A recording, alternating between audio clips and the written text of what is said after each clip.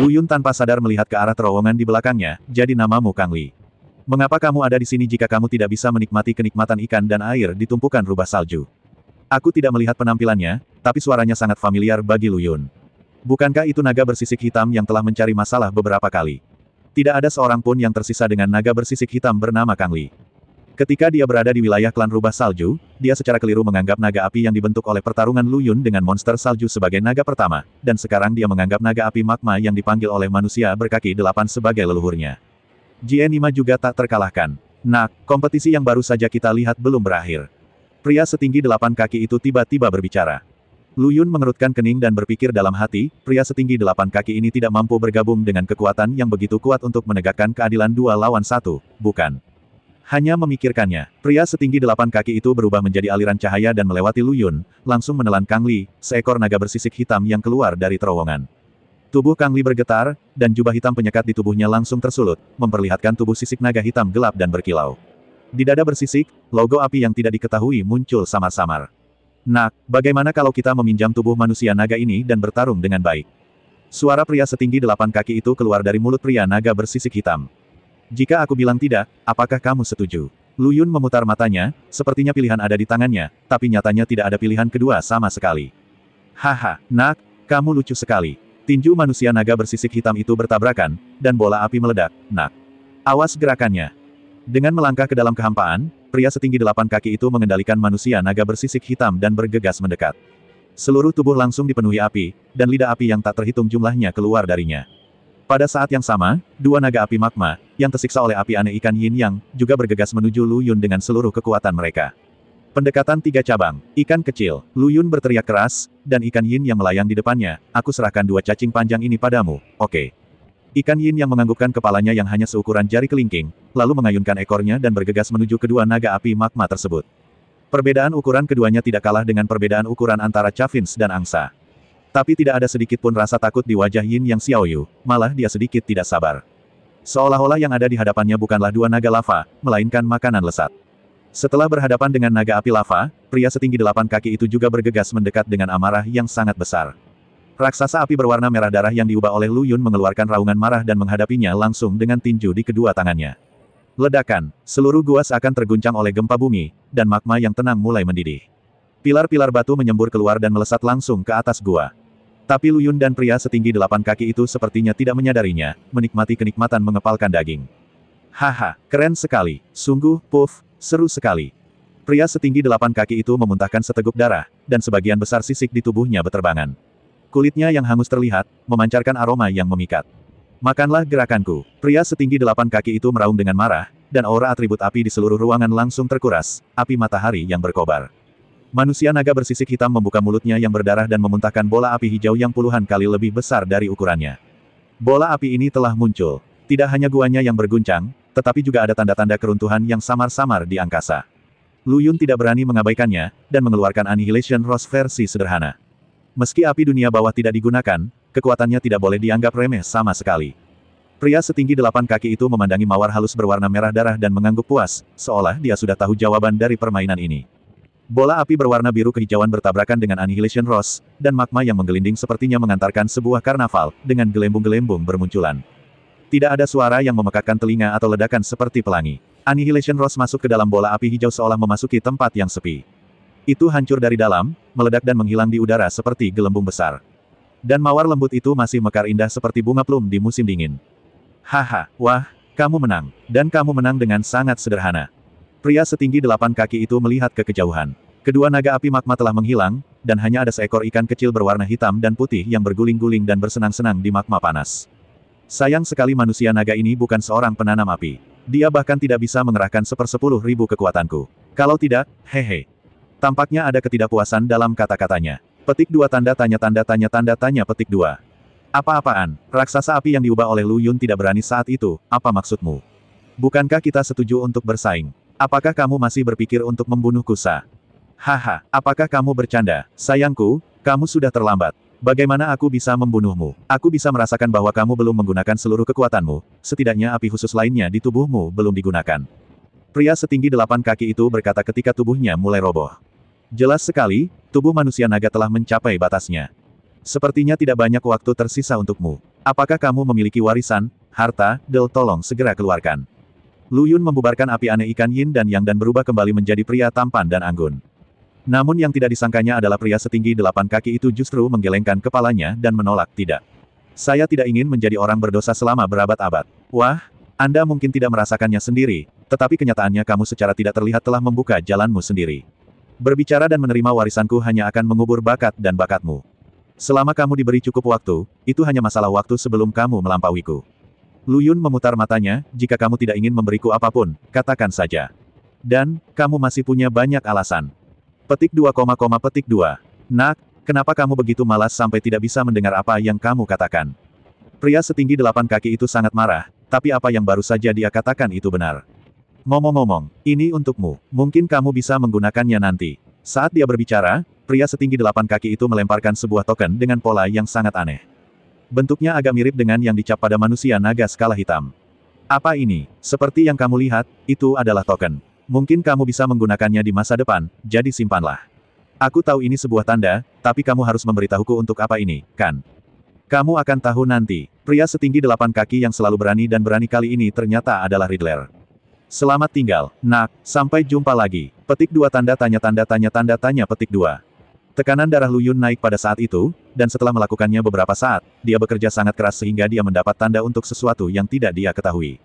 Apakah nanti akan ada tanggal jatuh temponya? Pria setinggi 8 kaki ini telah mati entah sudah berapa tahun. Jika mereka bertemu lagi, bukankah mereka akan berada di dunia bawah? Bukankah ini sebuah kutukan baginya? Jika kamu tidak dapat berbicara, kamu tidak perlu berbicara. Tapi manusia naga bersisik hitam itu tidak tahu kapan dia jatuh ke tanah. Tidak ingin kembali dengan tangan kosong, Lu Yun mengobrak-abrik lahar di dalam dan di luar gua lagi. Sayangnya tidak ada sehelai rambut pun yang ditemukan, bahkan cincin penyimpanan pemburu budak pun tidak ditemukan. Dapat dikatakan bahwa itu hanyalah kehampaan. Ayamnya bersih banget. Lu Yun menghentakkan kakinya dengan marah. Namun untungnya, masih ada cincin penyimpanan kuat naga bersisik hitam yang bisa menenangkan hatinya yang terluka. Adapun Kang Li, karena operasi tubuhnya yang berlebihan oleh pria setinggi 8 kaki, meridiannya telah terputus dan dia menjadi orang yang tidak berguna. Terlebih lagi, saya masih koma, dan saya tidak tahu apakah saya bisa bangun. Setelah Lu Yun selesai mencari barang milik pihak lain, dia hendak menendangnya ke lahar, tapi dihentikan oleh sebuah suara. Jauhkan seseorang di bawah kakimu. Pembicaranya tidak lain adalah Jerry, yang membantu Lu Yun memecahkan ilusi Taiksu. Lagi pula, manusia naga ini akan mati, mengapa tidak memberikannya kepadaku, aku bisa memeras nilainya yang terakhir. Kenapa aku harus menyerahkannya padamu? Lu Yun mulai bingung lagi, jangan lupa, kerja sama kita sudah berakhir. Tapi, bukannya aku tidak bisa memberikan manusia naga ini kepadamu. Lu Yun mengubah topik, jika itu tidak cukup, aku punya syarat. Kondisi apa? Kata Jerry dengan nada sedikit tidak senang. Ikuti aku kembali ke alam atas. Aku akan menyerahkan manusia naga ini kepadamu. Jerry menolak tanpa berpikir. Bagaimanapun, dia telah belajar dari kesalahan masa lalu. Meskipun dia percaya pada karakter Lu Yun, hatinya berjauhan. Bagaimana jika dia tiba di alam atas yang asing dan menghadapi situasi yang sama lagi, di penjara dan di penjara? Reset. Dia tidak ingin mengalami keputusasaan yang kelam lagi. Tidak, tapi begitu dia mengucapkan sepatah kata pun, dia disela oleh Lu Yun, jangan membuat keputusan terburu-buru. Dengarkan aku dulu.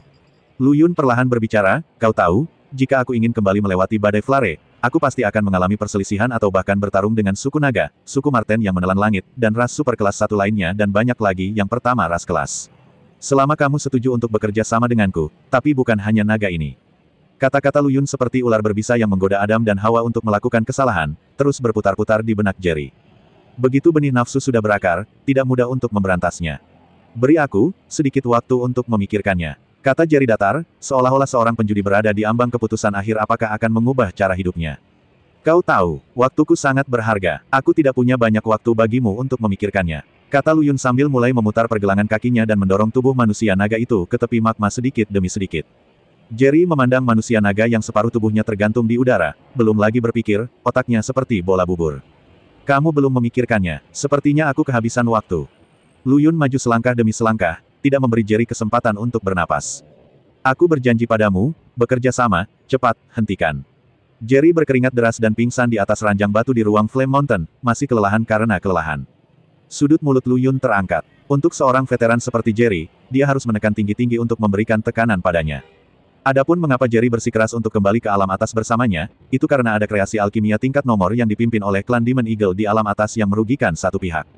Jika semuanya sama dengan kreasi alkimia Tyrannosaurus Rex yang dia temui di ruang alkimia Falcon, bahkan jika alam Luyun mencapai tahap tengah negeri dongeng Da Luo Jin, akan sulit untuk menghadapinya.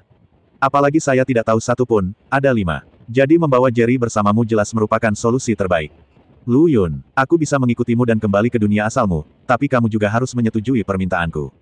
Suara Jerry terngiang-ngiang di benaknya. Katakan padaku, selama tidak terlalu banyak, aku setuju. Luyun mengubah kekuatan sebelumnya dan mulai mengambil jalan memutar. Ini disebut relaksasi dan relaksasi. Saya tidak tahu mengapa Anda meminta saya untuk mengikuti Anda kembali. Tetapi Anda tidak boleh melakukan eksperimen atau penelitian apapun terhadap saya. Tidak masalah, saya tidak tertarik dengan apa yang disebut alkimia. Anda dapat yakin akan hal ini. Luyun menyetujuinya dengan sangat sederhana. Mudahnya, naga bersisik hitam itu dibawa ke ruang Flame Mountain. Adapun perjalanan gua ini, berakhir dengan sempurna. Luyun menjentikkan jarinya, dan ikan yin yang masih terjatuh di magma, segera mengerti. Sebuah lingkaran digambar di dalam magma, dan segera dari lingkaran itu, sebuah pilar api magma melesat langsung ke langit. Saat hujan kerikil turun, seberkas cahaya menyinari wajah Luyun. Luyun melompat dan keluar melalui celah atap gua. Berdiri di puncak gunung bersalju, memandangi matahari terbit, saya menghirup udara segar dalam-dalam. Luyun mengenakan jubah hitam penyekat lagi dan melakukan lompatan keyakinan.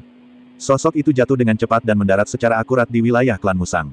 Saat ini, wilayah itu kosong, hanya tersisa salju. Klan Musang telah pindah dalam semalam sesuai instruksi Luyun. Dia menjepit jarinya dan melafalkan rumusnya, memanggil semua orang di ruang Flame Mountain. Melihat tanah yang familiar ini, penduduk desa satu persatu terharu oleh pemandangan itu, menangis, bahkan ada yang menangis. Terima kasih, Tuan. Wang Wu tiba-tiba menghadap Luyun dan berlutut di tanah sambil berteriak.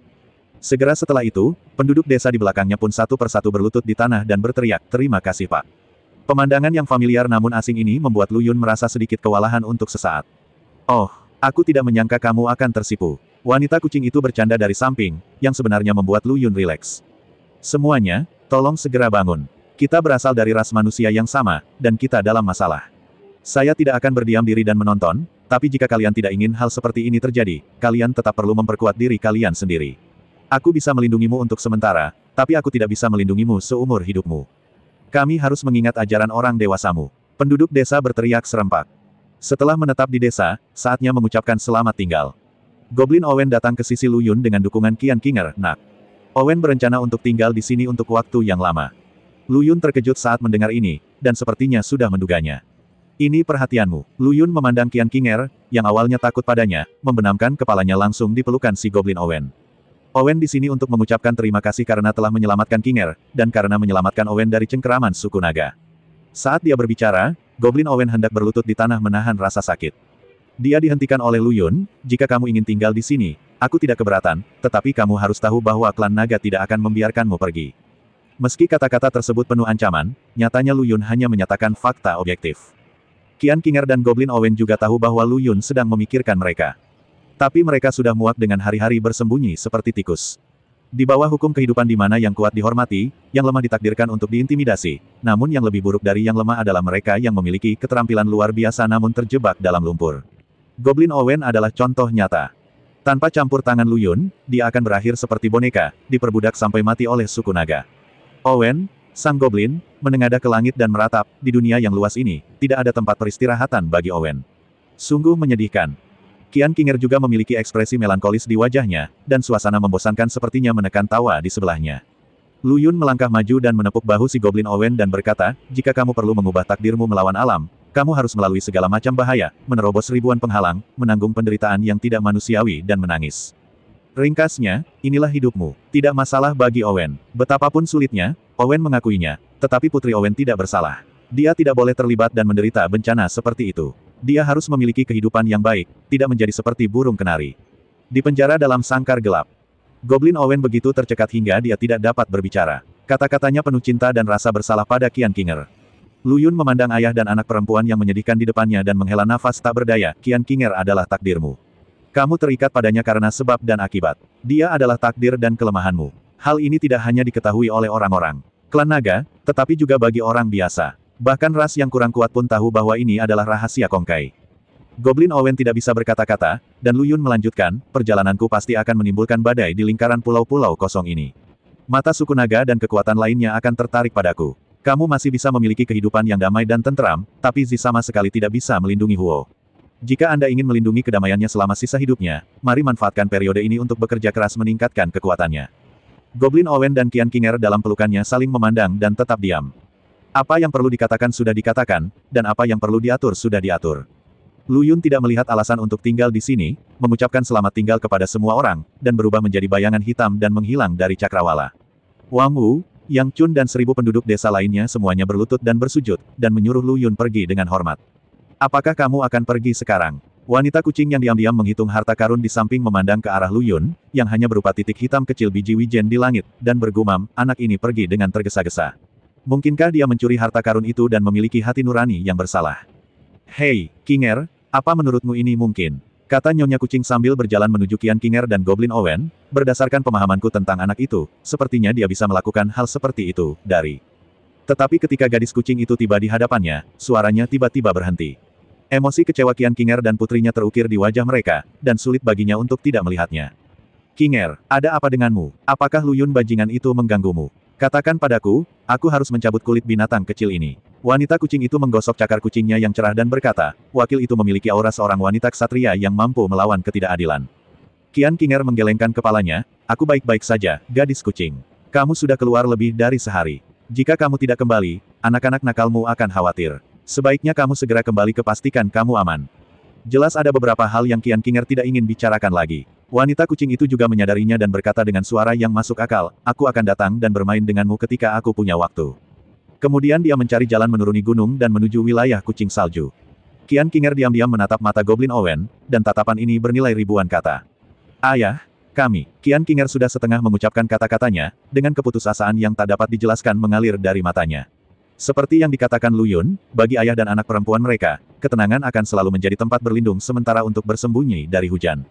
Jangan khawatir, nak, semuanya akan berlalu. Owen, sang goblin, dengan lembut mengusap kepala Qian Qinger dan melihat ke depan, matanya penuh tekad. Pada saat ini, dia sepertinya telah mengambil keputusan dan hendak membuat keputusan yang bertentangan dengan leluhurnya. Lu Yun, yang sedang bergegas kembali, terus melewati dataran dan cekungan yang tertutup salju, tanah tak berujung hanya dihiasi salju putih, langit dan bumi bercampur dalam warna yang monoton, yang membuat Lu Yun merasa sedikit kesepian. Ketika mereka datang, hanya ada 500 atau 600 orang di ruang Flame Mountain, tetapi ketika mereka kembali, hanya satu orang, baik manusia maupun hantu, yang tersisa. Lu Yun tidak bisa tidak memikirkan taman tempat dia mengucapkan selamat tinggal kepada saudara-saudaranya dan teman-temannya malam itu. Apa maksudmu? Aku bukan manusia. Apakah aku termasuk manusia? Suara Jerry terdengar di benaknya. Dasar bajingan kecil, aku sangat melankolis. Aku tidak punya waktu untuk berbicara denganmu. Terlihat Lu Yun memang sedikit tertekan. Wah, tempatmu berada di sini. Goblin Owen, pemurni senjata tingkat dewa pertama, lepaskan seperti yang kamu katakan. Jerry dan Lu Yun mulai berbicara. Jika tidak, apakah kamu ingin memenjarakan ayah dan putrinya di ruang gunung api seperti binatang buas dari suku naga, dan menyembunyikan keindahan di rumah emas untuk aku gunakan?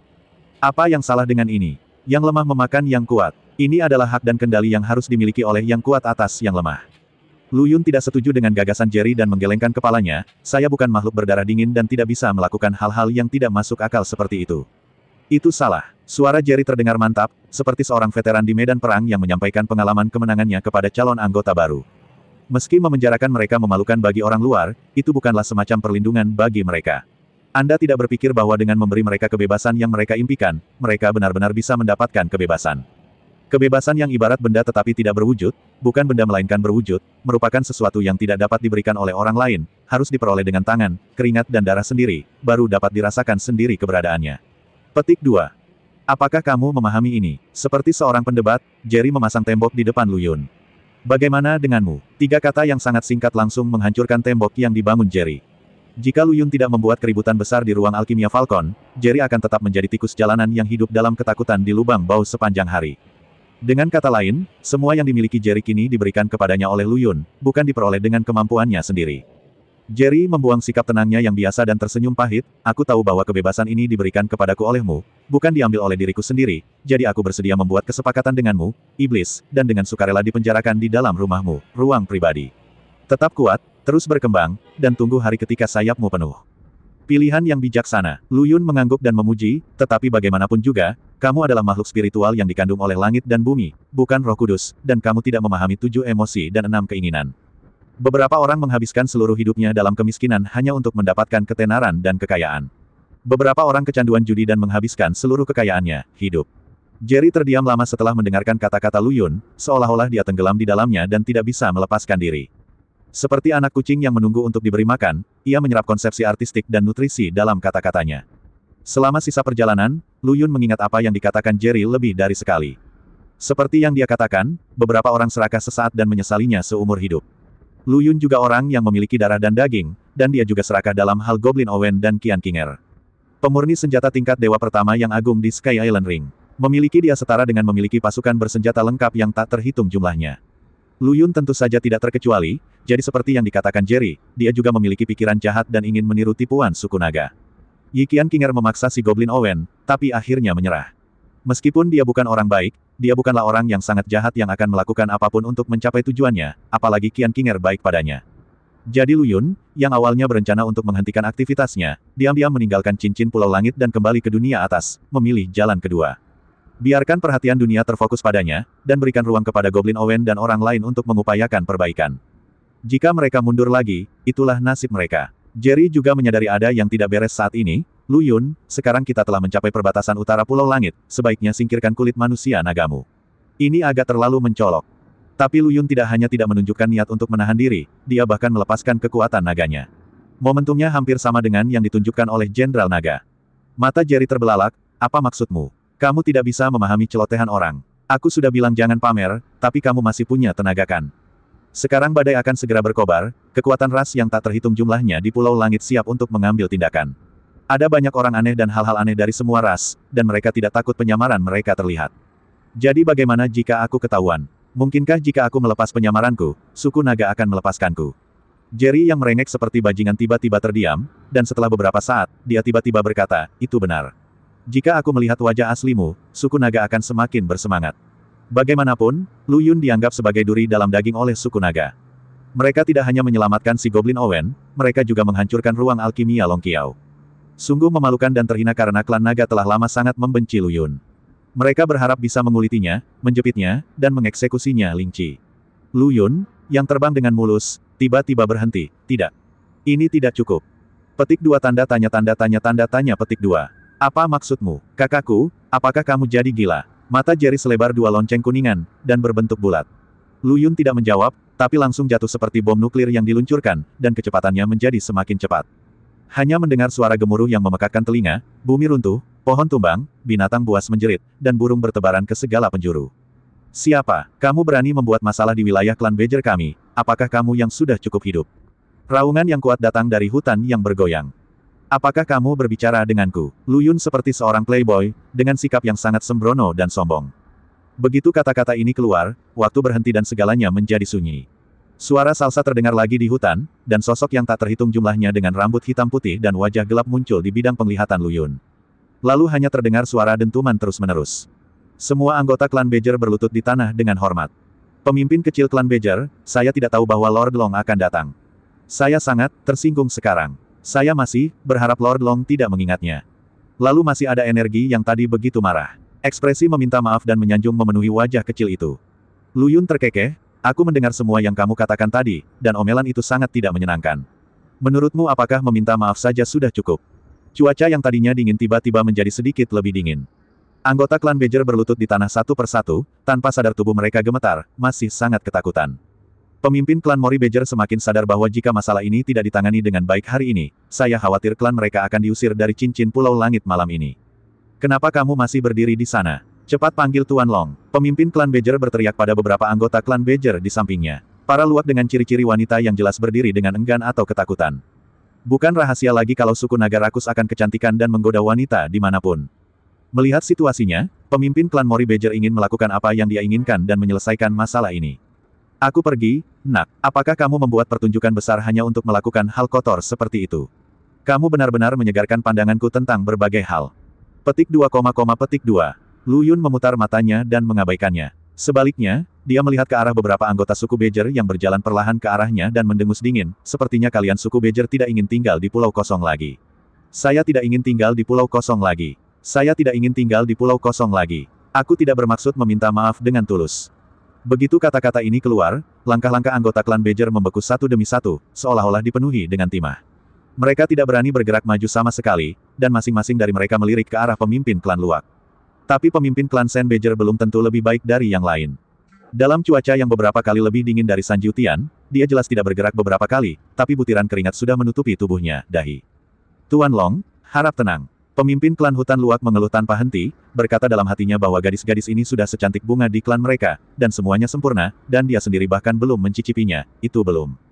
Jika dia tidak menyukai ini, dia benar-benar tidak punya pilihan. Siapa sangka kata-kata Lu Yun selanjutnya tidak hanya mengubah wajah pemimpin klan Badger, tetapi Jerry di ruang Flame Mountain terkejut dan tidak bisa menahan diri untuk tidak berbicara. Anakmu biasanya menyembunyikannya dengan cukup baik, tapi aku tidak menyangka kamu benar-benar iblis yang tidak senonoh. Pasti sangat membuat frustrasi ketika ada penduduk desa di ruang portabel ini dan sulit bagimu untuk berfungsi. Tetapi kamu tidak mungkin begitu lapar dan haus, bukan? Badai sangat berbahaya, dan hanya ada sedikit jalan keluar dari kematian. Bahkan jika kamu tidak siap, kamu tidak dapat menjamin pelarianmu, sama seperti mencari kematian jika kamu menghabiskan seluruh energimu pada perut gadis ini.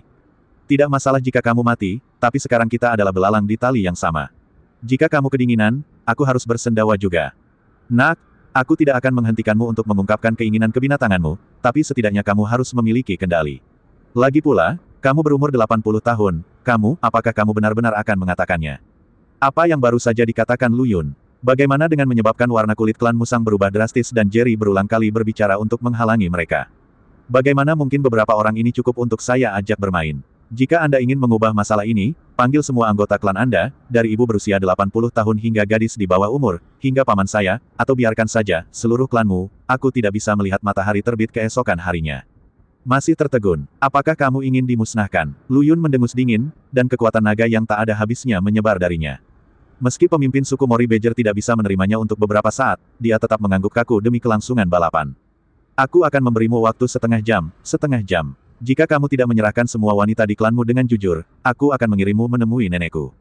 Setelah mengatakan itu, Lu Yun sepertinya memikirkan sesuatu lagi, dan melanjutkan, oh. Ngomong-ngomong, izinkan saya mengingatkan Anda satu hal, jangan berpikir untuk menyembunyikan orang. Mata saya sangat tajam, tetapi saya punya ibu mertua di rumah dan jika kamu tidak peduli, kamu bisa mencobanya. Saat dia berbicara, Lu Yun melipat tangannya di dada, menutup matanya sedikit dan tidak berkata apa-apa, seperti tiang kayu. Suara Jerry terus terngiang di benaknya, apa yang terjadi? Lu Yun, kamu serius? Jangan terlalu lapar, apa menurutmu ini akan berhasil? Airnya akan mengalir perlahan, jadi kamu harus menghemat energi. Lu Yun sepertinya tidak mendengar, jika kita melakukannya setiap setengah jam sekali, akan ada waktu kurang dari 7 jam sampai badai melanda, jadi waktu kita agak sempit. Mendengar hal ini, Jerry sangat ketakutan hingga dia terjatuh di atas ranjang batu, dasar tukang tumpuk sialan. Dalam 7 jam, kamu akan meledakkan dirimu sendiri sampai tidak ada setetes pun yang tersisa. Rumor mengatakan bahwa dia berhubungan seks 7 kali semalam, tetapi Lu Yun pandai dalam hal itu. Dia berhubungan seks 14 kali sehari, menganggap dirinya sebagai mesin yang bergerak terus-menerus. Seekor kuda jantan tidak akan membawamu pada siksaan seperti itu. Ya, ini adalah kalimat pertama Lu Yun kepada Jerry, saya lupa tentang periode jendela, dan saya harus memasukkan periode jendela untuk setiap interval. Petik 2 tanda tanya petik 2. Orang gila, Lu Yun, kamu benar-benar gila. Apakah sudah terlambat bagiku untuk berhenti sekarang? Sudut mulut Lu Yun terangkat, jika kamu naik ke kapal bajak lautku dan memikirkannya, itu bukan terserah kamu. Jerry menggigil dan menelan. Meskipun ada lahar panas beberapa kilometer jauhnya, dia merasa kedinginan di sekujur tubuhnya dan punggungnya terasa dingin. Jangan khawatir, Jerry, aku tidak akan memperlakukanmu dengan buruk. Jika nanti ada yang jatuh cinta padamu, tanyakan saja, aku tidak akan pernah memperjuangkan cinta. Haha. Petik 2, petik 2. Ada juga 2 suara dalam klan Badger. Pemimpin klan, serangga panjang ini terlalu sering menindas orang. Ayo kita lawan dia sampai mati. Bahkan jika klan dimusnahkan, itu lebih baik daripada hidup dalam rasa malu. Bahkan jika kita melihat nenek moyang kita di bawah tanah, mereka akan bangga pada kita. Suara lain berkata, lebih baik mati daripada hidup. Kedua suara itu bertengkar, dan waktu berlalu dengan cepat di tengah pertengkaran itu. Tidak hanya seseorang dari kelompok etnis yang mengatakan, kurang dari 3 menit lagi. Tiba-tiba, pemandangan yang awalnya berisik menjadi sunyi, dan semua musang tidak bisa menahan diri untuk tidak melihat ke arah pemimpin klan, hanya untuk menemukan bahwa pemimpin klan sedang berpelukan dan menangis dengan lusinan istrinya, seolah-olah mereka sedang berpisah. Ketika anggota klan Mori Badger melihat hal tersebut, Yanran sudah mengetahui hasilnya dan mengucapkan selamat tinggal kepada kekasih, anak dan ibunya. Dalam adegan hangat ini, suara yang sangat sumbang menghancurkan segalanya. Waktunya telah tiba, Mori Badger, serahkan semua wanita di klan atau mati. Pemimpin suku Mori Badger menguatkan dirinya dan berkata, anggota suku, aku sangat malu padamu. Betina di klan Luak sepertinya sudah mengetahui nasibnya, dan tanpa didesak oleh pemimpin klan, mereka keluar dari klan satu persatu. Lu Yun mengangguk puas, dan dengan lambaian tangannya, mereka semua dibawa ke ruang Flame Mountain. Berikan banyak rasa sakit pada Jerry, ada 5 atau 600 di antaranya, Lu Yun tidak akan hancur berkeping-keping. Lu Yun menengadah ke langit dan tertawa, mengayunkan jubah hitamnya, melesat langsung ke langit, dan pergi. Selama 7 jam berikutnya, Lu Yun akan mengunjungi kelompok Huo-Huo setiap beberapa ratus kilometer, dan dia tidak akan membiarkan siapapun pergi, berapapun usianya, selama mereka perempuan. Untuk sementara waktu, seluruh bagian utara dan timur cincin Pulau Langit dipenuhi dengan kebencian terhadap suku naga yang mendominasi. Dan ini adalah salah satu strategi Lu Yun untuk menunda waktu. Lu Yun tinggal di Sky Island Ring untuk waktu yang lama dan menemukan bahwa, kecuali manusia naga yang penuh nafsu, sebagian besar ras lain adalah kelompok etnis untuk menjamin darah ras tersebut. Hal ini juga menyebabkan tidak adanya perkawinan antar populasi. Jika Lu Yun menculik semua wanita dari suatu ras, maka ras ini pasti akan membenci manusia naga. Suatu ras mungkin masih bisa menahan amarahnya, namun seiring bertambahnya jumlah ras, kekuatan yang terbentuk akan seperti banyak aliran sungai yang menyatu menjadi sungai, dengan kekuatan yang mampu menembus tanggul dan bendungan. Jika mereka menyerang secara berkelompok, suku naga juga harus mempertimbangkannya dengan hati-hati. Meski tidak etis melakukan hal ini, namun pasti akan membuat suku naga terlalu cemas untuk mengurus urusan Lu Yun dan Goblin Owen. Hanya saja saya merasa kasihan kepada para lelaki tua dan muda yang dirugikan olehnya. Setelah menyaksikan kegilaan Lu Yun, Jerry melihat semakin banyaknya ras di ruang Flame Mountain dan memiliki ide yang berani di benaknya. Lu Yun ingin menangkap wanita dari semua ras dan mengembalikan mereka ke dunia aslinya untuk dijual. Meski agak berlebihan, namun bukan berarti tidak masuk akal. Dari tergesa-gesanya situasi Lu Yun dan fakta bahwa ia hanya bisa menangkap dan bermain, terlihat bahwa hal ini bukannya tidak masuk akal. Lu Yun, hentikan sekarang, kamu adalah pedagang budak yang gila dan keji. Pedagang budak, Lu Yun tertegun sejenak, lalu tertawa keras, mata tikus rabun, mata tikus rabun. Sepertinya penampilanmu membatasi otakmu. Melihat Lu Yun menjelaskan kepada Jerry, dia takut dia akan memikirkan sesuatu yang lebih keterlaluan, jadi dia menjelaskan rencananya. Brengsek, kamu memberitahuku tadi. Aku sudah lama khawatir, mengira kamu adalah orang mesum yang menekan nafsu binatang. Jerry menghela nafas lega, tapi kemudian memikirkan sesuatu lagi, lalu bagaimana kamu akan menghadapinya dengan ini? Ada banyak perempuan dari semua kelompok etnis, dan sekarang setidaknya ada puluhan ribu. Kamu tidak akan benar-benar membawa mereka kembali ke dunia asalmu, kan? Ketika Jerry menanyakan pertanyaan ini, keraguan Jerry muncul lagi, berpikir bahwa ini bukanlah strategi penundaan Lu Yun. Jangan khawatir, saya tidak ingin membawa begitu banyak botol minyak, dan saya tidak mampu memberi mereka makan dengan begitu banyak mulut. Lalu apa yang akan kamu lakukan dengan wanita-wanita ini? Bunuh mereka. Sialan, Jerry, kamu masih mengatakan bahwa aku memiliki hati yang gelap. Menurutku kamu adalah serigala berbulu domba. Satu kalimat dapat menentukan hidup atau mati puluhan ribu orang. Saya tidak mengatakan apa-apa, tolong berhenti memfitnah saya. Jerry segera melepaskan tanggung jawabnya. Dan Lu Yun benar-benar belum memikirkan bagaimana menghadapi wanita-wanita ini, lagi pula, semua rencana ini dibuat-buat ketika dia dalam perjalanan. Banyak detail dan akibatnya yang kasar. Jika tidak ada yang berhasil, kami hanya dapat membawanya kembali ke alam atas terlebih dahulu, lalu mengirimkannya kembali bersama Jerry setelah masalah tersebut diselesaikan. Seperti kata pepatah, hal-hal baik tidak pernah padam, tetapi hal-hal buruk menyebar ribuan mil. Saat ini, perampokan wanita baik-baik yang dilakukan suku naga telah menyebar seperti bau tidak sedap ke seluruh Pulau Langit, hampir secara gila-gilaan.